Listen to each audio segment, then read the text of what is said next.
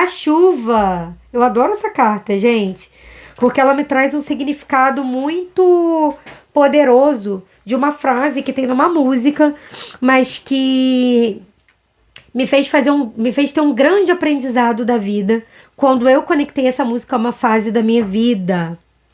A chuva só vem quando ela tem que molhar. E é com a chuva.